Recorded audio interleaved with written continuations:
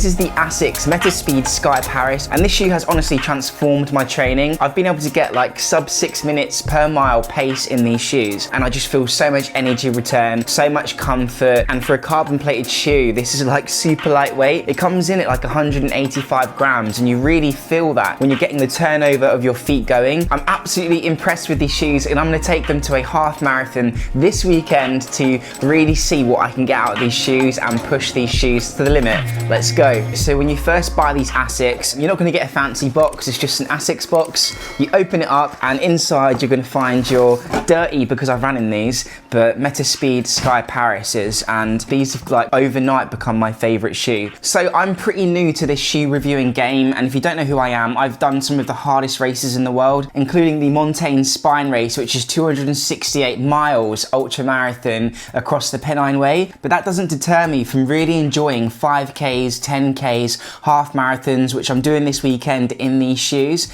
and marathon distance. I really enjoy getting into those top end speeds, and recently in training, yeah, these shoes have just blown my mind away. And before I blow any more bubbles up ASICS's bum, I will say they're not the perfect shoe. There are some issues with them that I'll dive into later in the video, but yeah, just really liking some of the technology that's built into this shoe. So that first technology is called the Wrapped 2.0, and basically this motion wrap technology is the thing that makes it so comfortable. It's that upper that's highly breathable. It's almost like a fishing net, but a fishing net sounds quite uncomfortable, but it's really comfortable. I've used some lightweight socks with this shoe, and also some thicker like trail socks, and to be honest, these shoes shine when you wear like a minimal racing sock, which is quite nice. So yeah, really enjoying the upper. Yeah, this upper is so minimal, and that's probably a main reason why this shoe has become so lightweight at 185 grams. I mean, it's unbelievable. Unfortunately, the tongue isn't gusseted, and it's really thin, which you will find when you put these shoes on. It can be a bit awkward to line up the tongue and just get it sitting right. Then you've got to lace up your shoe and getting that shoe feel right.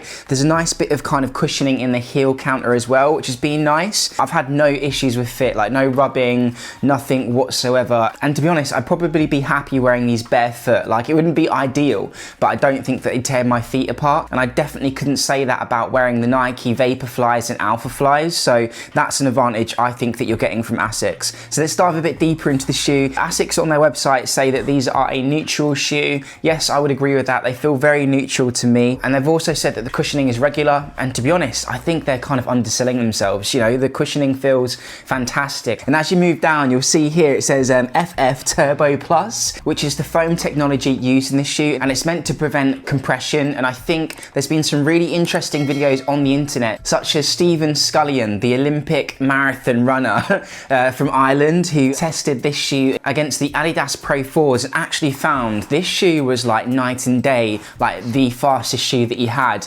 amongst all of the other fast shoes. So yeah, you are really getting quality in terms of the performance, and some of that was due to the Turbo FF Plus foam that's going to resist compression. And what that means in kind of layman terms is that as you kind of progress through your run, and let's say you're doing a marathon or running 30K, you are going to resist compression in the shoe and basically get just as good benefits at the start of the race from the foam and the carbon plate combination as you will at the end of the race. That kind of benefit that you're getting to the shoe is going to last the whole race. And what you will see in a lot of shoes, and it seemed to be in that video, such as the Adidas Pro 4, is that throughout the race, you're actually going to see a decline in the shoe's performance, even with your same power output and your same energy. So yeah, that's a fantastic thing about this shoe, is how durable it is in that foam. And we will talk about some issues with durability in a second, but let's just work our ways down to the outer now. So we're getting down to the outer,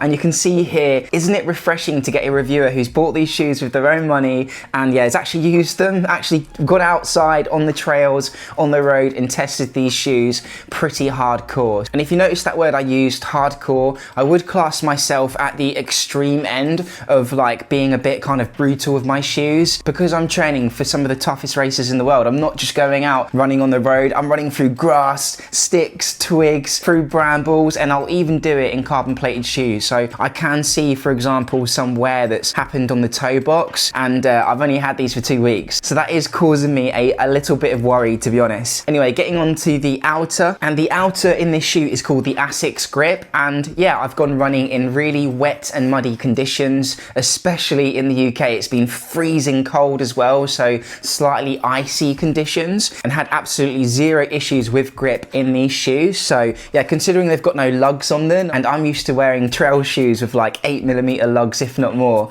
yeah, so much grip even in wet conditions. I've not been afraid to take corners when I'm doing like a track session at really steep angles, and even in the dark where I live, there's not much lighting here. I've been confident to put myself and my body in some kind of vulnerable positions, but the stability of the shoe combined with that outer sole ASICS Grip has been, yeah, pretty mind-blowing. Again, this is a really lightweight shoe, a racing performance shoe. Now I've left the fawn in here, so I'll zoom into that in a second, just to show that there might be again some issues with the outsole in terms of durability, because that fawn or stick or twig has gone straight through the foam. So you're getting a really soft foam here, and when it's going to be great for the road and great for what it's designed for. But let's say you're running the London Marathon and you run across a little bit of glass or a sharp stone, there could be maybe some damage that you do to the outsole. And before we dive into the star of the show, which is this carbon plate, just talking about the environmental impact that these shoes have,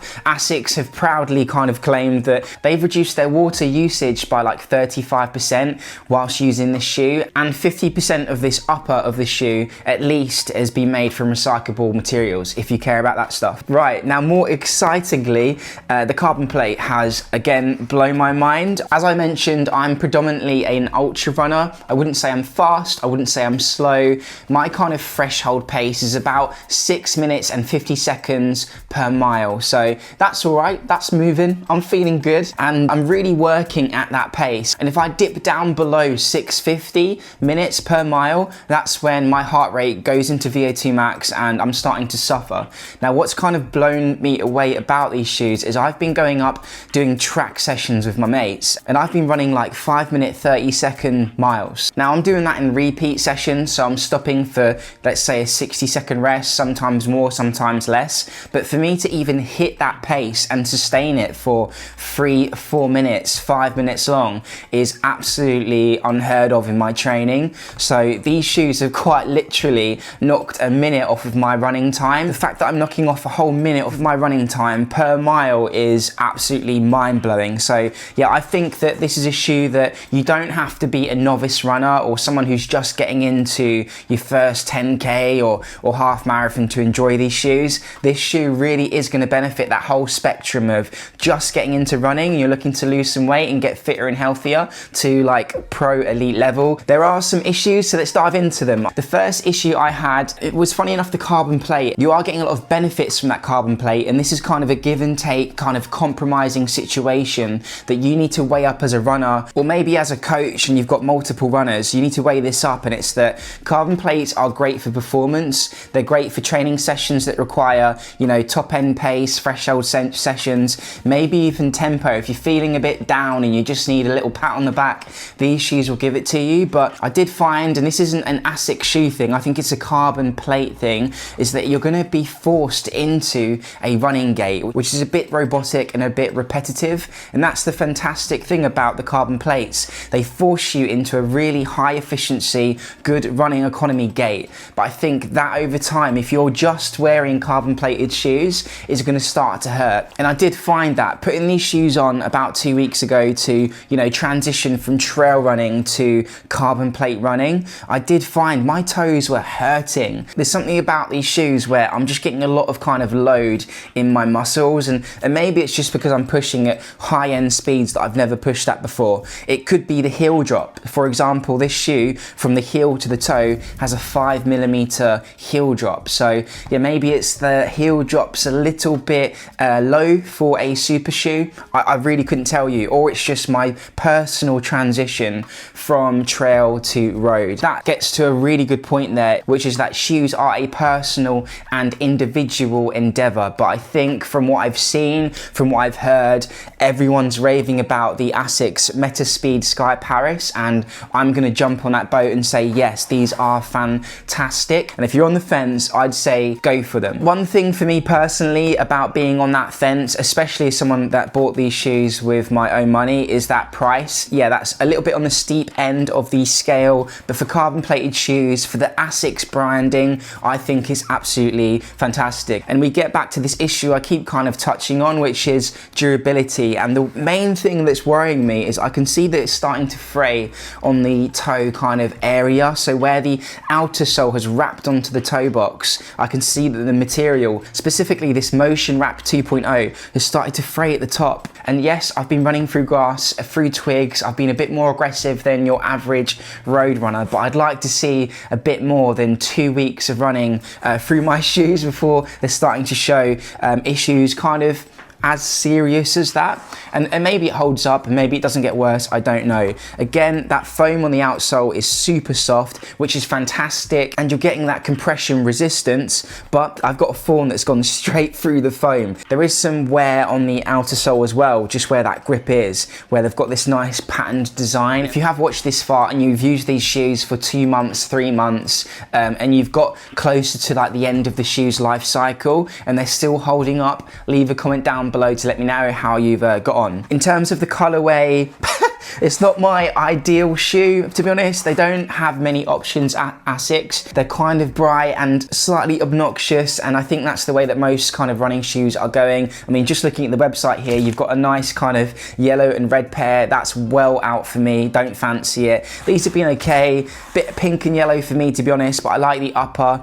It's picking up a lot of dirt, and I'll try my best to clean these. And lastly as well, they've brought out this new like light blue and red option. Now that looks really cool to me, so I probably will buy another pair of these because they've been so fun to run in. I'm really enjoying running right now, and a lot of that has to do with the ASICS Metaspeed Sky Paris, so I'm going to buy myself another pair. There are issues with durability, there are issues with the carbon plate. You don't want this to be your only shoe that you run in, but in terms of a racing and performance shoe and me being able to keep up with people at the track club, these have blown my mind. I'm absolutely loving them, and I'm really excited to see what these shoes will allow me to achieve as a runner. So yeah, it's a massive thumbs up from me. Thank you for watching, and peace out.